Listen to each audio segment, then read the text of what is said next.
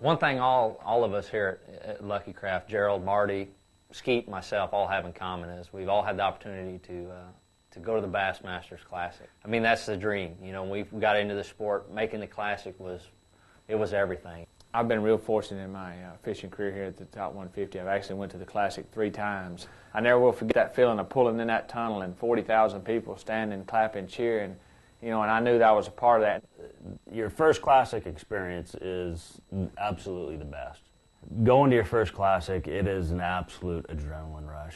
The ultimate goal is making the Classic, and boy, I was fortunate enough to make it this year and fish it. You go to the Classic and you come away with that first experience and everything, and I look back on it, I say it's the hardest event there is to make in all of fishing. But looking back on the Classic, I say it's the easiest event there is to win.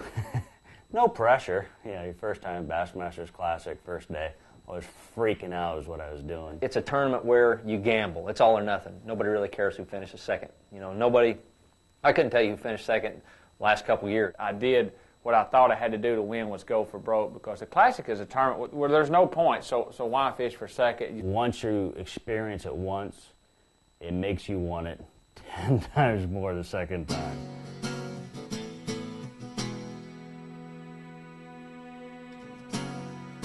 Angler of the Year to me means truly the best, and that's what I strive for. It's challenging because a lot rides on it, and you know, there's a lot of focus placed on it. And for the guy that wins Angler of the Year, it's, you know, it just opens his career.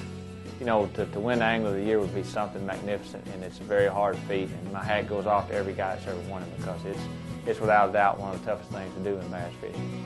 What separates the superstars from the average fisherman is the mental side of the game. You know, I think your preparation for an Angler of the Year title is probably done on your off season, and most anglers don't realize that. Fishing a lot when you're home, staying in touch with your skills, keeping yourself home to the water and practicing your outdoor skills. So therefore, when you get in that situation where you can make a run for the title, it's not something you have to think about. It's actually a natural movement to you. So, you know, it's important that you're physically in shape, because it's a grind, man. I mean, tournament after tournament, it's a grind, and, you know, crashing the waves, and some of the tournaments we go through are just, it's brutal on the body. So you really have to be cut physically, mentally, and just pray that everything goes right, because it's definitely a challenge. And like I said, there's so many different variables that can goof you up in a year.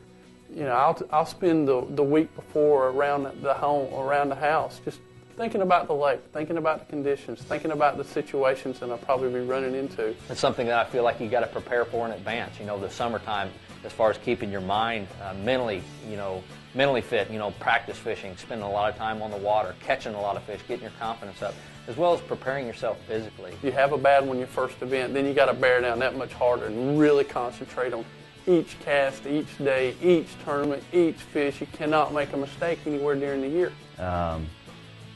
Instincts is one thing you definitely have to go by. Being in that confident zone, it's an amazing feeling, because you feel like you can go anywhere, anytime, and you're going to catch them. And that's a big thing with Angler of the Year. I think it's important to get your momentum going right off the get-go. That first tournament's important, and that kind of sets the tone for the Angler of the Year race. So competitive, and the points even make it more so competitive. You got to stay focused, start to finish. Making the right decisions, and that's what tournament fishing is who makes the best decision on that particular day or that particular week. And especially there are consistent anglers over the years is how they finish Angler of the Year or how they win Angler of the Year. Those group of guys, they're able to keep that mindset pretty focused and stay in the right zone every day, every tournament. And that's the hardest part I think any tournament fisherman out there has. To me, I try not to get too focused on that. A lot of guys that we fish against get so caught up in on the points, and I got to catch them. And I don't know if it's just I'm just so dumb, or just I really, in my mind, I try not to let it get to me, and I just try to figure it's another tournament. But it's definitely something that, you know, you would dream about accomplishing after making the Classic. Then you realize that, yeah, that's an attainable goal too, but everything has to come in place. I mean, you really have to have the stellar year. I mean, nothing can go wrong mechanically, physically. So many things have to go right, and it's so challenging.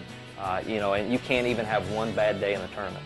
And all you can do is try your best. Just Try and stay positive, have a positive outlook on what you're going to do for that day, and try and remember that we're out there to have fun. It is a business, and sometimes that puts a lot of pressure on us, but we're still out there because we love fishing, we love the competition, and as long as we can remember that, and as long as I can remember that, it helps keep me in a good frame of mind. And my hat's off to the guys that have won the Angler of the Year title, because it's a huge accomplishment. It's everything. It's an awesome title.